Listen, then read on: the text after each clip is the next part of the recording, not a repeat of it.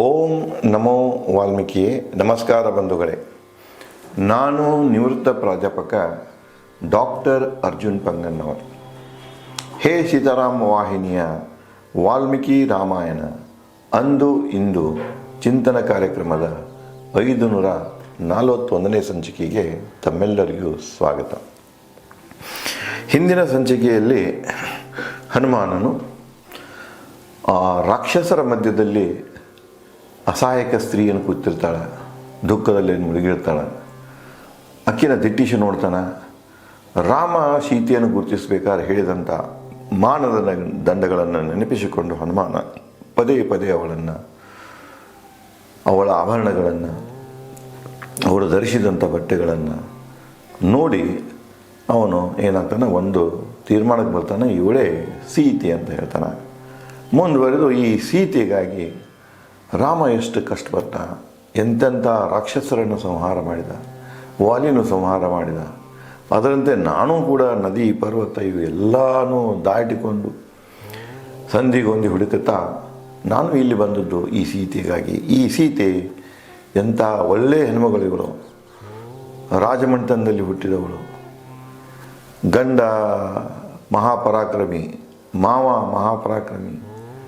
ಇಂಥ ಮನೆತನದ ಹೆಣ್ಮಗಳು ಇಂಥ ಒಂದು ರಾಕ್ಷಸರ ಕೈಯಲ್ಲಿ ಸಿಕ್ಕು ನೊಂದತಾ ಇದ್ದಾಳಲ್ಲ, ದುಃಖಿಸ್ತಾ ಇದ್ದಾಳಂತ ಹೇಳಿ ಮರೆತುಬಿಡ್ತಾನೆ. ಅದನ್ನೇ ಮುಂದುವರಿಸಿ, ಸ್ನೇಹಕ್ಕಾಗಿ ರಾಮನ ಸರ್ವಭೋಗ ಸುಖ ತ್ಯಜಿಸಿ ಅಪ್ಪಿಹಳು ನಿರ್ಜನವನದ ಸುಖ ದುಃಖ ನೋವುಗಳನ್ನು.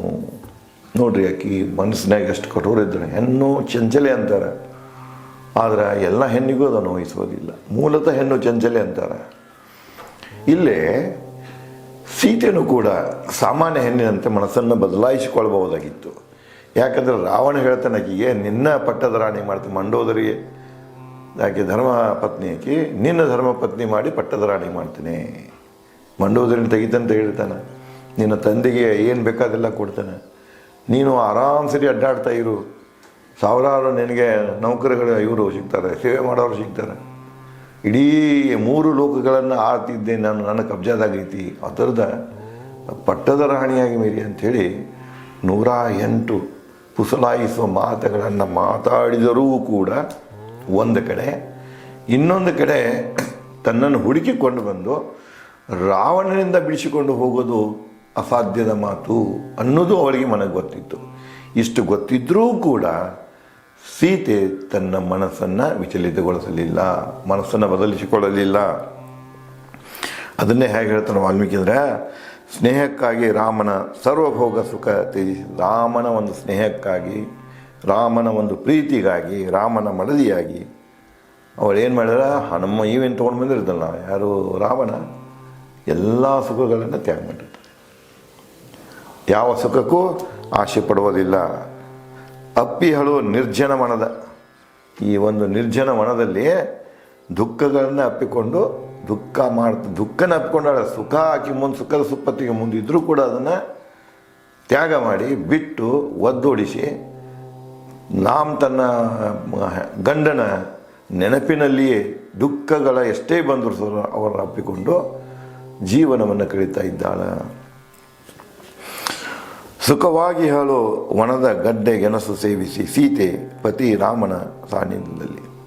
ಅರಮನೆಯ ಈ ಬಗೆ ಬಗೆಯ ಪಕ್ವಾನಗಳ ಭೋಜನವನ್ನು ತ್ಯಾಗ ಮಾಡಿ ಅಲ್ಲೇ ವನದಲ್ಲಿ ಸಿಗುವಂಥ ಗಡ್ಡೆ, ಹಣ್ಣು, ಜೇನು ಸೇವಿಸಿ, ಅಶೋಕವನದಲ್ಲಿ ಸಿಗುವಂಥ ಹಣ್ಣು ಹಂಪಲುಗಳನ್ನೇ ಸೇವಿಸಿ ಸದಾ ತನ್ನ ಪತಿಯಾದ ರಾಮನ ಧ್ಯಾನದಲ್ಲಿಯೇ ದಿನಗಳನ್ನು ಕಳೆದಿರ್ತಾಳೆ. ಕಳೆಹೆತ್ತಿಯವಳು ಸ್ವರ್ಣ ಉಡುಪಿನಲ್ಲಿ ನಿತ್ಯ ಕಾಲ ಸಹಿಸಿ ಎಲ್ಲ ದುಃಖಗಳನ್ನು. ಸೀತೆ ದುರ್ದೈವಿ. ಈ ದುರ್ದೈವಿ ಸೀತೆ ದಿನನಿತ್ಯ ಗಂಡನ ನೆನಪಿನಲ್ಲಿ ದುಃಖಗಳನ್ನು ಎದುರಿಸುತ್ತಾ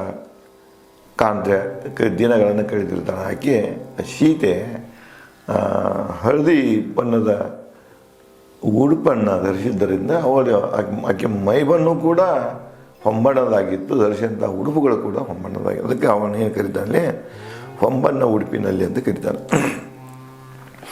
ಬಾಯಾರಿಕೆಯಿಂದ ನೀರು ಹುಡುಕಿದಂತೆ ರಾಮ ಹುಡುಕುತ್ತೀಯನು ರಾವಣ ಪೀಡಿತ ಸೀತೆಯನ್ನು. ಮುಂದಿನ ಶ್ಲೋಕ ಹೇಳ್ತಾನೆ ವಾಲ್ಮೀಕಿಯವರು, ಯಾವ ವ್ಯಕ್ತಿಗೆ ಬಾಯಾರಿಕೆ ಆಗ್ತದೆ, ಬಾಯಾರಿಕೆ ಆದ ತಕ್ಷಣ ಆ ಬಾಯಾರಿಕೆಯನ್ನು ತೀರಿಸಿಕೊಳ್ಳುವುದಕ್ಕೆ ಮೊದಲು ನೀರು ಹುಡುಕಕ್ಕೆ ಹಿಡಿತಾನೆ. ಎಲ್ಲಿ ಜರಿ ಐತೇನ, ಎಲ್ಲಿ ವರ್ತಿ ಐತೇನ, ಎಲ್ಲಿ ನದಿ ಐತೇನ, ನೀರು ಹುಡುಕಾಕೋತಾನ. ಅದನ್ನು ಆ ವ್ಯಕ್ತಿ ಹಂಗೆ ನೋಡಿ, ಹೋಲಿಕೆ ಹಂಗಿದೆ ಅಲಂಕಾರ. ಬಾಯಾರಿಕೆ ಆದಂಥ ವ್ಯಕ್ತಿ ಅದನ್ನು ಆರಿಸಿಕೊಳ್ಳುವುದಕ್ಕೆ ಯಾವ ರೀತಿ ನೀರನ್ನು ಹುಡುಕ್ತಾನೆ, ಆ ರೀತಿ ರಾಮ ಏನು ಮಾಡ್ತಾನಂದ್ರೆ ರಾವಣನಿಂದ ಪೀಡಿತ ಸೀತೆಯನ್ನು ಹುಡುಕ್ತಾ ಇದ್ದಾನೆ. ರಾಮ ಸೀತೆ ಹುಡುಕುವ ಒಂದು ವೈಖರಿಯನ್ನು ಬದುಕಲು ನೀರಡಿಕೆ ಆದಾಗ ನೀರೇನು ಬೇಕಾಗಿರ್ತದಲ್ಲ, ಆ ನೀರನ್ನು ಯಾವ ರೀತಿಯಾಗಿ ಹುಡುಕ್ತಾನೆ, ಆ ನೀರಡಿಕೆ ಇದ್ದವನು ಅನ್ನೋಕ್ಕೆ ಹೋಲಿಸ್ತಾರೆ ಇಲ್ಲಿ.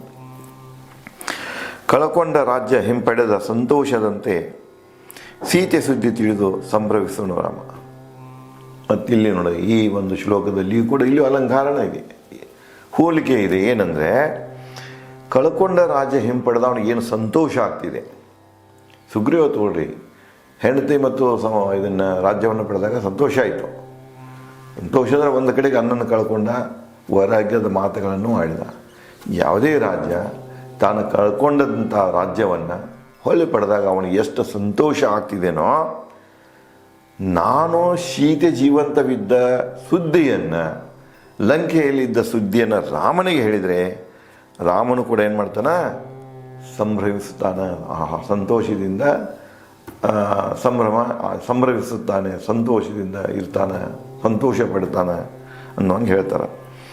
ಕಳಕೊಂಡು ಸುಖ ಸಂಬಂಧಿಗಳನ್ನು ಸೀತೆ ಇಲ್ಲಿ ಇದ್ದುಕೊಂಡು ಏನು ಮಾಡಿದ, ಆಕೆ ಯಾವ ಸುಖನೂ ಇಲ್ಲ, ಸುತ್ತಮುತ್ತ ಯಾವ ಸಂಬಂಧಿಗಳು ಇಲ್ಲ, ಎಲ್ಲ ರಾಕ್ಷಸರಣ, ಯಾರೂ ಸಂಬಂಧ ಇಲ್ಲ, ಆಕೆಗೆ ಸ್ನೇಹಿತರಿಲ್ಲ, ಗೆಳತಿಯರಿಲ್ಲ. ಕಳಕೊಂಡ ಸುಖ ಸಂಬಂಧಿಗಳನ್ನು ಸೀತೆ ರಾಮನ ಸೇರುವ ಬಯಕೆಯಿಂದ ವಂಚಿತೆ. ನಾನು ರಾಮನನ್ನೇ ಸೇರಬೇಕು ಅನ್ನುವಂಥ ಬಯಕೆ ವಂಚಿತ.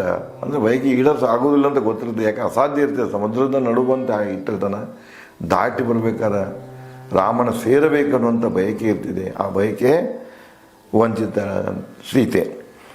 ರಾಕ್ಷಸರು ಹೂಗಳು, ಹಣ್ಣುಗಳು, ಗಿಡಬಳ್ಳಿಗಳು ಇದ್ದರೂ ಸುತ್ತ ಪರವೆ ಇಲ್ಲದೆ ರಾಮನ ಧ್ಯಾನದಲ್ಲಿ ಮುಳುಗುವಳು. ಅವಳು ಇದ್ದಂಥ ಅಶೋಕ ಈ ವನದಲ್ಲಿ ರಾಕ್ಷಸರಿದ್ದಾರೆ, ಕಾವಲಕ್ಕೆ ರಾಕ್ಷಸಿನಿಯರಿದ್ದಾರೆ, ರಾಕ್ಷಸರು ಇದ್ದಾರೆ ಕಾವಲಕ್ಕಾಗಿ. ಸುತ್ತಮುತ್ತ ಹೂಗಳಿವೆ, ಹೂ ಬಳ್ಳಿಗಳಿವೆ, ಗಿಡಗಳಿವೆ, ಹಣ್ಣಿನ ಗಿಡಗಳಿವೆ, ಗಿಡಬಳ್ಳಿಗಳಿವೆ. ಇದ್ದರೂ ಕೂಡ ಇಷ್ಟೊಂದು ಸುಂದರವಾದಂಥ ಪರಿಸರವಿದ್ದರೂ ಕೂಡ, ವನವಿದ್ದರೂ ಕೂಡ ಇವತ್ತಿಗೆ ಯಾವ ಥರದ್ದು ಪರಿವೆ ಇರಾಕಿಲ್ಲ. ಇದರಲ್ಲಿ ಯಾವುದರಲ್ಲಿಯೂ ಆಕೆಗೆ ರುಚಿ ಇರಾಕಿಲ್ಲ. ಅವಳ ರುಚಿ ಎಲ್ಲಿತ್ತಪ್ಪ ಅಂದರೆ ಕೇವಲ ತನ್ನ ಪತಿಯಾದಂಥ ರಾಮನ ಧ್ಯಾನದಲ್ಲಿ. ಪತಿಗೆ ಪತ್ನಿಯ ಶೃಂಗಾರ ದೊಡವೆ. ನೋಡ್ರಿ, ವಾಲ್ಮೀಕಿಯವರು ಒಂದು ಸ್ಟೇಟ್ಮೆಂಟ್ ಈ ಶ್ಲೋಕದಲ್ಲಿ ಹೇಳ್ತಾರೆ. ಪತ್ನಿಗೆ, ಹೆಂಡತಿಗೆ ಶೃಂಗಾರ ಯಾವುದಪ್ಪ ಅಂದ್ರೆ, ಶೃಂಗಾರದ ಒಡವೆ ಯಾವುದಂದ್ರೆ, ಆಭರಣ ಯಾವುದಂದ್ರೆ ಪತಿ. ಪತ್ನಿಗೆ ಪತಿಯೇ ಶೃಂಗಾರದ ಒಡವೆ, ಆಭರಣಗಳು. ಅದೇ ರೀತಿಯಾಗಿ ಪತಿಗೆ ಪತ್ನಿಯೇ ಅವನ ಜೀವನದ ಉಸಿರು, ಅಥವಾ ಅವನ ಅಲಂಕಾರಗಳು ಎಲ್ಲೂ ಅಷ್ಟೇ ಇರಬೇಕು. ಹೆಣ್ಣಿಗೆ ಗಂಡ, ಗಂಡಿಗೆ ಹೆಣ್ಣು, ಹೆಂಡತಿಗೆ ಗಂಡ, ಗಂಡನಿಗೆ ಹೆಂಡತಿ, ಪರಸ್ಪರ ಆಭರಣಗಳನ್ನೇ. ಮುಂದುವರೆದು ಸೀತೆ ದುಃಖದ ಸುಳಿಯಲ್ಲಿಯೂ ಖಿನ್ನತೆ ಸುಳಿಯದು ಬಳಿ ರಾಮನ. ಸೀತೆ ದುಃಖದ ಸುಳಿಯಲ್ಲಿಯೂ, ರಾಮ ಸೀತೆ ದುಃಖದಾಗದಾನ, ಸೀತೆಯನ್ನು ಕಳ್ಕೊಂಡಂಥ ದುಃಖದಾಗದಾನ. ಆದರೂ ಕೂಡ ಖಿನ್ನತೆಗೆ ಒಳಗಾಗಿಲ್ಲ. ಖಿನ್ನತೆ ರಾಮನ ಬಳಿ ಸುಳಿಯುವುದಿಲ್ಲ. ಸೀತೆ ದುಃಖದ ಸುಳಿಯಲ್ಲಿಯೂ ಖಿನ್ನತೆ ಸುಳಿಯದ ಬಳಿ ರಾಮನ. ನಿತ್ಯ ರಾಮ ಲಕ್ಷ್ಮಣರ ರಕ್ಷಣೆಯಲ್ಲಿದ್ದ ಸೀತೆ ಈಹೊಳು ಗಿಡದ ಬುಡದಲ್ಲಿ ಇಂದು ರಾಕ್ಷಸಿಯರ ಸುಪರ್ದಿಯಲ್ಲಿ. ಈ ಏನು 10-12 ವರ್ಷ 14 ವರ್ಷ ವನವಾಸಕ್ಕೆ ಬಂದಿರ್ತಾಳೆ, ಸುಮಾರು 12 ವರ್ಷ ಅವಳು ರಾಮ ಲಕ್ಷ್ಮಣರ ಜೊತೆ ಕಳೆದಿರ್ತಾಳೆ, ಅವಳ ರಕ್ಷಣೆಯಲ್ಲಿ ಇರ್ತಾಳಕ್ಕೆ. ಆದರೆ ಇಲ್ಲಿ ಏನಾಗಿದೆ ಅಂದ್ರೆ, ಇವು ರಾವಣಕ್ಕಿನ ಅಪಹರಿಸಿಕೊಂಡು ಬಂದ ನಂತರ ಗಿಡದ ಬುಡದಲ್ಲಿ ರಾಕ್ಷಸನಿಯರ ಸುಪರ್ದಿಯಲ್ಲಿ, ಕಸ್ಟಡಿಯಲ್ಲಿ, ಅವಳ ರಾಕ್ಷಸಿಯರ ಕಸ್ಟಡಿಯಲ್ಲಿ, ಭದ್ರತೆಯಲ್ಲಿ, ಅಂದರೆ ಅವರ ಮಧ್ಯದಲ್ಲಿ ಇವತ್ತು ಸೀತೆ ಇದ್ದಾಳ. ಜತೆಗಾರನಿಲ್ಲದೆ ಚಕ್ರವಾಕನಂತೆ. ಚಕ್ರವಾಕ ಪಕ್ಷಿಗಳು ಹೆಣ್ಣು ಗಂಡು ಯಾವಾಗಲೂ ಜೊತೆಯಾಗಿ ಇರ್ತಾವೆ. ಇಲ್ಲಿ ನೋಡಿ, ಸೀತೆಯನ್ನು ಹೆಣ್ಣು ಚಕ್ರವಾಕ ಪಕ್ಷಿಗೆ ಹೋಲಿಸ್ತಾನೆ. ತನ್ನ ಗಂಡ ಚಕ್ರವಾಕ ಪಕ್ಷಿ ಇಲ್ಲದ, ಗಂಡು ಚಕ್ರವಾಕ ಪಕ್ಷಿ ಇಲ್ಲದ, ಜತೆಗಾರ ಇಲ್ಲದಂಥ ಹೆಣ್ಣು ಚಕ್ರವಾಕ ಪಕ್ಷಿಯಂತೆ ಸೀತೆ ಕಾಣಿಸ್ತಾಳೆ. ಹಿಮದಿ ಹತನಾದ ಕಮಲದಂತೆ. ಬಹಳಷ್ಟು ಹಿಮ ಬೆಳ್ಳಾಕೈತಂದ್ರೆ ಕಮಲ ಏನಾಗ್ತದೆ, ವಾಡಿ ಹೋಗ್ತದೆ, ಹತನ ಆಗ್ತಿದೆ. ನೋಡಿ ಎಷ್ಟು ವೈಜ್ಞಾನಿಕವಾಗಿ, ಇಲ್ಲಿ ವೈಜ್ಞಾನಿಕವಾಗಿ ಅಂದರೆ ನೋಡಿದ ಇದನ್ನು ಅನುಭವಿಸ್ಲಿಕ್ಕೆ ಸಾಧ್ಯ. ಬಹಳಷ್ಟು ಹಿಮಪಾತ ಆಯಿತು, ಹಿಮದ ಮಳೆ ಆಯ್ತಂದ್ರೆ ಕಮಲ ಹೂ ಏನಾಗ್ತಿದೆ, ಎಲ್ಲ ಹಾಳಾಗಿ ಹೋಗ್ತಿದೆ, ಹತ್ಯೆ ಆಗಿ ಹೋಗ್ತಿದೆ. ಕಮಲ ಹೂ ಎಲ್ಲ ನಾಶ ಆಗಿ ಹೋಗ್ತಿದೆ, ಕಮಲ ಗಿಡ ನಾಶ ಆಗಿ ಹೋಗ್ತಿದೆ. ಇಲ್ಲಿ ಕೂಡ ಹಾಗೇ ಇದೆ.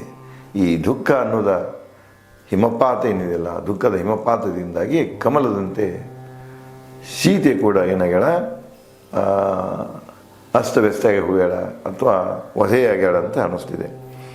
ಇವಳು ಸೀತೆ ರಾಮನ ವಿರಹದ ಶೋಚನೆ ಸ್ಥಿತಿಯಲ್ಲಿ. ಸೀತೆಯನ್ನು ನೋಡಿದಾಗ ಮೇಲ್ನೋಟ ಕಾಣಿಸ್ತಿದೆ, ರಾಮನ ಕಳ್ಕೊಂಡ ದುಃಖದಲ್ಲಿ ಸೀತೆ ಇದ್ದಾಳ. ಕರಗುವ ಹಿಮಚಂದ್ರನ ಕಾಂತಿ ಶಿಥಿಲಿಸಿದಂತೆ.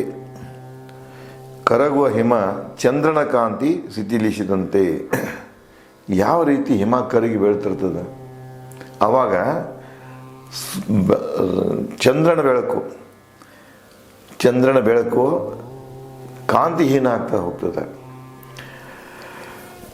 ಹೂ ಸುರಿಸಿ ಸೀತೆ ಶೋಕ ಹೆಚ್ಚಿಸಿದವು ಬಾಗಿದ ಅಶೋಕ ಕೊಂಬೆಗಳು. ಒಂದು ಕಡೆಗೆ ದುಃಖದಿಂದಾಗಿ ಸೀತೆಯ ಒಂದು ಚೈತನ್ಯ ಏನಿದೆ, ಸೌಂದರ್ಯ ಏನಿದೆ, ಕಾಂತಿ ಏನಿದೆ, ಅದು ಬಾಡಿ ಹೋಗಿದೆ. ಅದನ್ನು ವಾಲ್ಮೀಕಿಯವರು ಅದಕ್ಕೆ ಹೋಲಿಸ್ತಾರೆ, ಹಿಮಪಾತದಿಂದ ಚಂದ್ರನ ಬೆಳಕ ಹೇಗೆ ಮಂಕಾಗ್ತಿದೆ ಅದಕ್ಕೆ ಹೋಲಿಸ್ತಾರೆ. ಮುಂದುವರೆದು ಹೂ ಸುರಿಸಿ ಸೀತೆಗೆ ಶೋಕ ಹೆಚ್ಚಿಸಿದವು ಬಾಗಿದ ಅಶೋಕ ಕೊಂಬೆಗಳು. ಅಶೋಕ ವೃಕ್ಷ ಪೂರ್ಣ ಹೂವಿನಿಂದ ತುಂಬಿತ್ತು.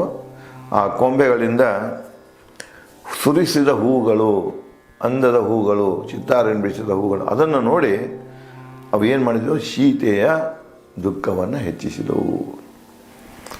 ನಿಸ್ಸಂದೇಹ ಇವಳೇ ಸೀತೆ. ನುಡಿಯುತ್ತಾ ನೋಡುತ್ತಾ ಕುಳಿತ ಗಿಡದಲ್ಲಿ ವಾನರ ಶ್ರೇಷ್ಠ. ಇದೆಲ್ಲ ನೋಡಿಕೊಂಡು, ಲಕ್ಷಣಗಳನ್ನು ನೋಡಿಕೊಂಡು ಅವನಿಗೆ ಸಂತೋಷ ಆಗ್ತಿದೆ.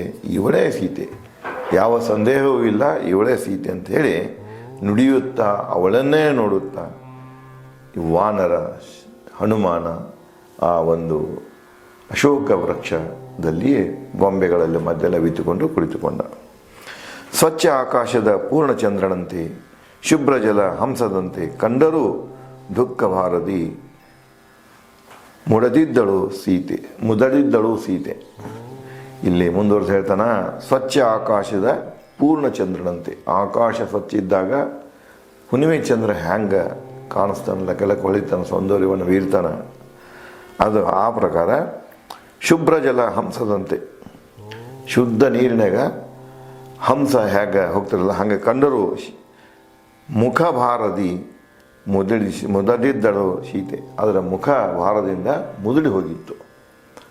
ಇಷ್ಟೊಂದು ಆಕೆ ಪ್ರಖರವಾಗಿ ಕಾಣ್ತಿದ್ರೂ ಕೂಡ, ತೇಜಸ್ಸಿನಿಂದ ಕಾಣ್ತಿದ್ರೂ ಕೂಡ, ಒಂದು ಕಡೆಗೆ ಮತ್ತೊಂದು ಕಡೆಗೆ ಆಕೆ ಮುಖ ಏನಾಗಿತ್ತು, ದುಃಖದಿಂದ ಬಾಡಿ ಹೋಗಿತ್ತು ಅಂತ ಹನುಮಾನನ ಮೂಲಕ ವಾಲ್ಮೀಕಿಯವರು ಇಲ್ಲಿ ಸೀತೆ ಅಶೋಕವನದಲ್ಲಿ ರಾಕ್ಷಸರ ಮಧ್ಯದಲ್ಲಿ ಕಂಡಂಥ ದೃಶ್ಯವನ್ನು ಹೇಳ್ತಾರೆ. ಇದೇ ರೀತಿಯಾಗಿ ಅದನ್ನು ಮತ್ತೆ ಯಾವ ವಿಚಾರಗಳನ್ನು ತದ ಮೂಲಕ ಹಂಚಿಕೊಳ್ತಾರೆ ವಾಲ್ಮೀಕಿಯವರು, ಮತ್ತೆ ಯಾವ ಪ್ರಸಂಗಗಳು ಬಂದು ಒದಗ್ತಾವೆ ಅನ್ನೋದನ್ನು ನಾನು ತಮಗೆ ಮುಂದಿನ ಸಂಚಿಕೆಯಲ್ಲಿ ಹಂಚಿಕೊಳ್ಳುತ್ತೇನೆ. ಧನ್ಯವಾದಗಳು.